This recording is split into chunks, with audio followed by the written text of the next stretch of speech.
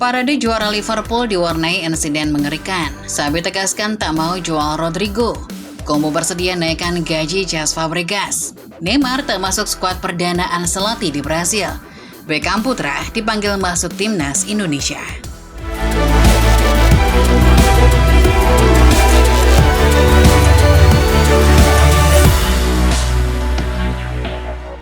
Heidenheim memastikan tetap berlaga di Bundesliga musim depan setelah mengalahkan Elversberg 2-1 di leg kedua playoff degradasi. 2 gol kemenangan Heidenheim datang dari Matthias Honsak menit 9 dan Leo Scienza menit 90+5. Sedangkan gol dari Elversberg datang dari Robin Velhauer menit 31. Dengan hasil ini, Heidenheim menang agregat 4-3 dan akan menemani FC Köln dan Hamburg SV di Bundesliga musim depan. Dari Arab Saudi, Al Nassr gagal lolos ke AFC Champions League Elite usai bertekuk lutut 3-2 di markas Al Fateh. 3 gol tuan rumah disumbangkan oleh Matthias Vargas menit 45+4, Mourad Batna menit 81, dan Matheus Bakado menit 90+6.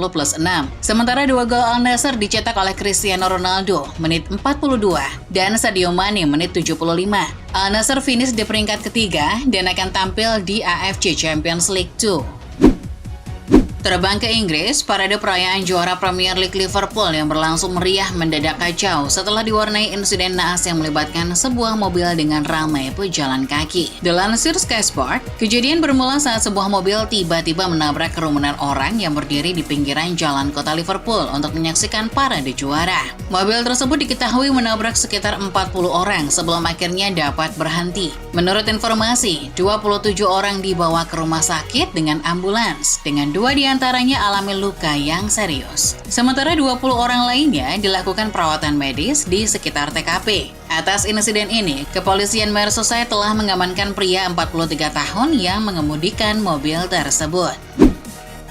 Baru-baru ini, pemain sayap asal Brasil Antony dengan gamblang mengutarakan bahwa dirinya merasa sangat tertekan selama menjalani karir di Manchester United. Menurut Daily Mail, Antony menyampaikan dalam sebuah wawancara bersama TNT Sports Brazil. Dalam wawancaranya, pemain pinjaman Real Betis ini mengaku menderita dan lelah mental karena terus dihujani nada ejekan dari fans Inggris, hingga membuatnya bisa tak makan berhari-hari. Mantan pemain Ajax ini menggambarkan masa-masa di United adalah yang tergelap dalam hidupnya. Ia merasa sangat bersyukur bisa menjauh dari kegelapan itu saat pindah sementara ke Spanyol. Dari London, Arsenal dikabarkan terbuka untuk memulangkan kembali Emiliano Martinez yang ucapkan selamat tinggal dengan Aston Villa. Mengutip The Sun, peluang itu bisa terjadi melihat kiper utama The Gunners David Raya yang didekati oleh duo Madrid. Meski penampilannya mengesankan dengan meraih Golden Glove Premier League, Arsenal terbuka untuk menjual Raya jika harganya tepat. Meriam London tahu bahwa Martinez dapat dibeli, tetapi mereka harus segera cepat karena tak sedikit klub lain yang juga tertarik. Martinez sendiri pernah menghabiskan 8 tahun bersama jersey Arsenal.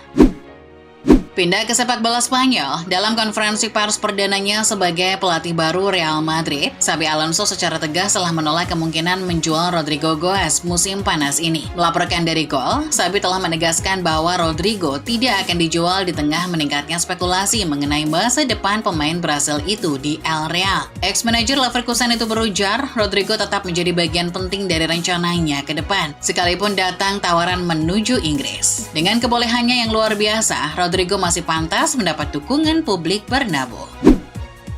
Menjelang agenda jeda internasional Juni, pelatih timnas Spanyol Luis de la Fuente telah mengumumkan skuadnya untuk pertandingan semifinal UEFA Nations League melawan Jerman. Melansir dari Football Espana, de la Fuente memanggil 26 pemain pilihannya untuk membela La Furia Roja. Dalam daftar tersebut ada nama Isco Alarcón yang kembali ke timnas Spanyol setelah lama absen. Penggawa Real Betis ini kembali ke tim setelah tidak bermain sejak 2019 karena rentetan cedera dan penampilan yang kalah bersaing. Kini mantan gelandang Los Merengues itu bergabung bersama Martin Zubimendi, Pedri, Gavi, dan Mikel Merino. Di tengah rumor yang mengabarkan Cesc Fabregas akan mengambil pekerjaan melatih tim lain, manajer Como bersiap untuk menyodorkan perpanjangan kontrak dengan kenaikan gaji. Menurut Football Italia, Como siap menawarkan Fabregas kenaikan gaji dengan upah senilai 5 juta euro per musim dalam upaya untuk menangkal minat dari klub lain termasuk AS Roma. Angka tersebut kabarnya sama dengan yang ditawarkan Roma kepada Fabregas untuk menggantikan Claudio Ranieri. Fabregas sudah terikat kontrak hingga musim panas 2028 dan diprediksi akan diperpanjang beberapa waktu lagi oleh Como. Menurut berbagai laporan, Fabregas siap untuk melanjutkan proyek yang telah dimulainya bersama Como. Sementara itu, ada huru-hara yang melibatkan Nicolo Zaniolo setelah sang pemain dikabarkan memukul dua pemain AS Roma Primavera setelah pertandingan. Mengutip dari Football Italia, Roma menuduh Zaniolo meninju dua pemain tim muda mereka selepas semifinal playoff Scudetto Liga Muda Primavera menghadapi Fiorentina. Kronologinya, Zaniolo diduga memasuki ruang ganti tim Primavera setelah pertandingan dan terlibat dalam perilaku provokatif terhadap beberapa pemain muda Giallorossi. Selama konfrontasi tersebut, dua pemain dari skuad Primavera dilaporkan mengalami kekerasan fisik. Roma pun mengutuk aksi tidak baik yang dilakukan mantan pemainnya tersebut. Bergeser ke Jerman, setelah membawa Sunderland promosi ke Premier League musim depan, Jude Bellingham dilaporkan tengah berada di Jerman untuk mengurus kepindahannya ke Bundesliga. Melaporkan dari Sky Sport, adik dari Jude Bellingham ini tidak bertemu dengan manajemen Borussia Dortmund seperti yang santer dikabarkan, melainkan dengan perwakilan Eintracht Frankfurt. Frankfurt merupakan satu dari 3 klub Jerman yang berminat merekrut pemain berusia 19 tahun tersebut. Selain Dortmund dan RB Leipzig, Frankfurt telah menyiapkan manuver menikung Dortmund di lantai bursa demi mendatangkan pemain berkualitas pasca hengkangnya Omar Marmoush dan masa depan Hugo Ekitike yang belum pasti. Bergeser ke Prancis, Olympique Lyon resmi dijatuhi hukuman dari FIFA berupa larangan melakukan aktivitas di bursa transfer hingga 2027. Mengabarkan dari Yahoo Sport, hukuman tersebut diberikan karena Lyon terbukti mempunyai tunggakan utang kepada klub lain senilai 2.000 euro yang belum dibayarkan saat proses jual beli pemain. Dengan hukuman ini, Les Gones tidak dapat lagi mendaftarkan pemain baru hingga Januari 2027. Pihak Lyon sedang mempelajari hukuman ini dan mencoba menjalankan prosedur untuk terbebas dari hukuman. FIFA memang bisa mencabut hukuman transfer ini asalkan John Textor sebagai pemilik menyelesaikan prosedur tertentu. Melompat ke Amerika Selatan, bersamaan dengan perkenalan Carlo Ancelotti sebagai pelatih baru timnas Brasil, CBF juga merilis daftar nama pemain yang masuk dalam skuad perdana Don Carlo di tim Samba. Melansir dari BBC, ada 25 orang yang dipilih oleh Ancelotti untuk 2 pertandingan lanjutan kualifikasi Piala Dunia 2026 zona CONMEBOL menghadapi Ekuador pada tanggal 5 Juni dan pertandingan kandang melawan Paraguay di Sao Paulo 5 hari kemudian. Sejumlah nama yang sudah lama absen kini kembali ke timnas, seperti Casemiro, Gabriel Martinelli, hingga Anthony. Rencananya Don Carlo akan segera memulai pemusatan latihan bersama anak asuhnya dalam beberapa hari lagi. Masih berkaitan dengan skuad pertama Carlo Ancelotti di timnas Brasil, banyak orang yang mempertanyakan ketidakhadiran Neymar Junior dalam daftar nama yang dipanggil. Oleh karena itu, Ancelotti pun buka suara akan hal ini. Menurut Goal, Ancelotti tidak memilih bintang Santos itu terus mengalami penurunan performa di tengah masalah cedera yang kambuhan. Namun pelatih asal Italia itu mengungkapkan bahwa Neymar masih menjadi bagian penting dari rencana Brasil untuk Piala Dunia. Jadi pencoretan ini bukan berarti Ancelotti sudah tak mau memakai mantan pemain PSG itu. Ancelotti berharap ia bisa memanggil Neymar untuk comeback dengan kondisi yang jauh lebih fit. Setelah penangkapan 7 pejabat seniornya sedekade lalu, ternyata FIFA belum juga menuju ke arah lebih baik. Mengutip dari The Guardian, sebuah surat terbuka kepada organisasi tersebut mengklaim bahwa FIFA pimpinan Gianni Infantino saat ini bahkan lebih buruk pengelolaannya dari 10 tahun lalu. Terbukti dengan distribusi dana federasi tiap benua yang tidak merata, hingga penyelenggaraan Piala Dunia antar klub 2025 yang merusak kalender pertandingan. Belum lagi isu pelanggaran hak asasi manusia pada gelaran Piala Dunia. Sekarang menuju kabar sepak bola Indonesia, Patrick Kluivert membocorkan kepada awak media mengenai alasannya yang tak memanggil Elkan Bagot dalam pemusatan latihan timnas, sekalipun sudah berada di Bali. Mengutip dari CNN Indonesia, Kluivert membeberkan sudah sempat berbicara langsung dengan Elkan, namun sang pemain memilih untuk tidak dipanggil karena takut posisinya di klub akan hilang. Alhasil, Elkan mengesampingkan panggilan membela Garuda. Menerima jawaban seperti itu, Kluivert mengaku tak masalah dan yakin kalau masih banyak pemain berkualitas di lini belakang yang dapat menggantikan Elkan.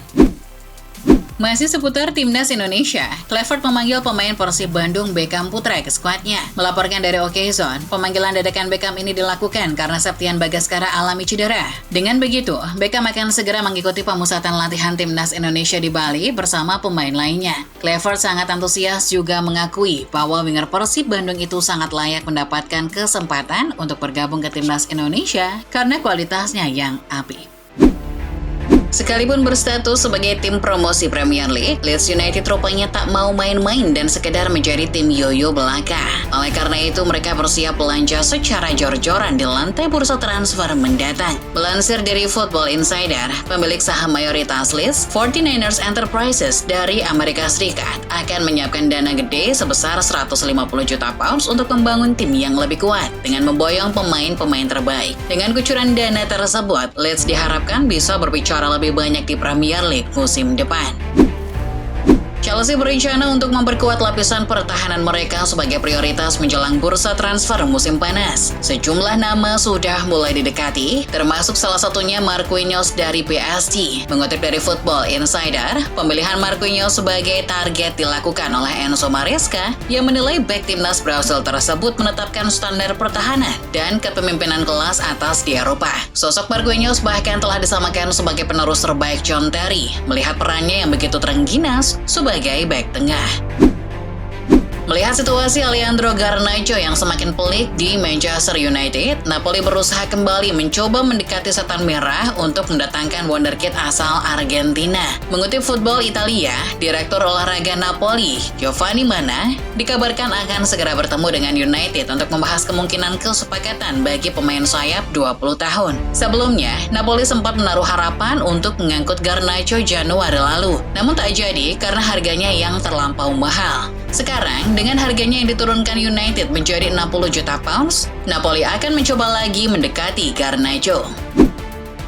Sementara itu, Manchester City direncanakan akan terlibat pertukaran pemain dengan Nottingham Forest dalam kesepakatan bursa transfer musim panas. Melaporkan dari The Sun, City bersedia untuk memasukkan Matheus Nunes ke dalam paket pembelian Morgan Gibbs-White dari Forest. Diketahui Nunes termasuk dalam daftar incaran Nuno Espirito Santo yang merupakan penggemar berat gelandang Portugal tersebut. Dengan kondisi demikian, The Sky Blues bersedia melepas harga Nunes menjadi 35 juta pound saja. Itu semua demi memuluskan langkah mendaratkan Gibbs-White ke Manchester.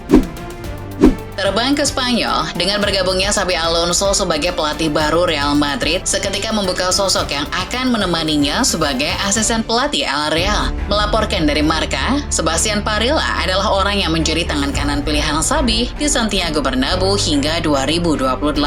Usut punya usut, Parilla sudah sangat mengenal kultur sepak bola di Madrid. Ia pernah menjadi pelatih Akademi Madrid hingga menjadi asisten pelatih Real Madrid Castilla. Pria 47 tahun ini sudah lumayan lama bekerja sama dengan Xabi, mulai dari Real Sociedad B dari 2019 hingga 2022, hingga Bayer Leverkusen dari 2022 hingga 2025.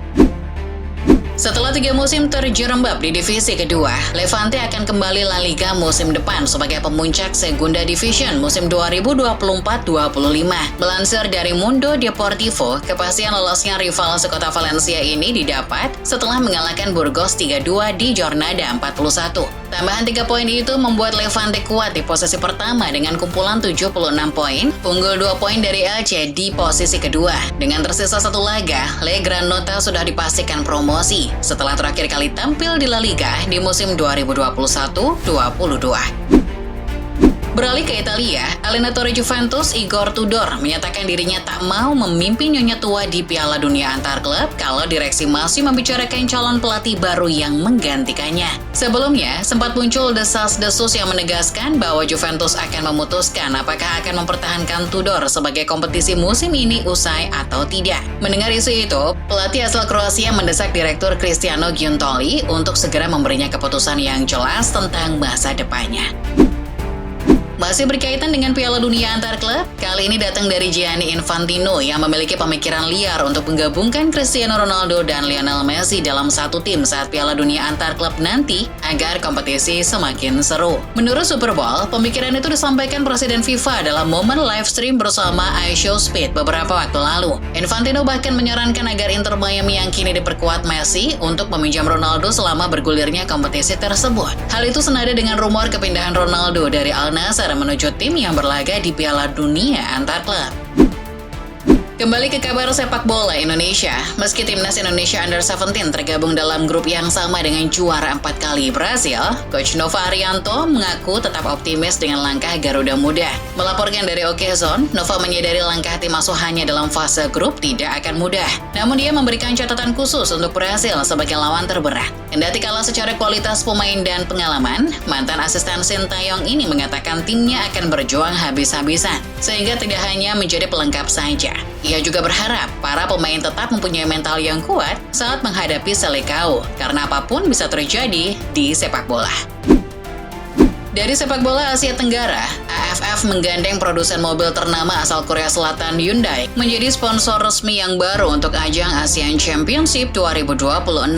Mengabarkan dari Bolanet, mulai edisi 2026, Asian Championship akan memiliki nama resmi ASEAN Championship Hyundai Cup. Ini menggantikan Mitsubishi Electric yang menjadi sponsor di edisi 2024 lalu. Peresmian kerjasama ini dilakukan di Indonesia oleh Presiden AFF, Keith Samet. Menurut Samet, kerjasama dilakukan untuk memajukan branding sepak bola regional Asia Tenggara.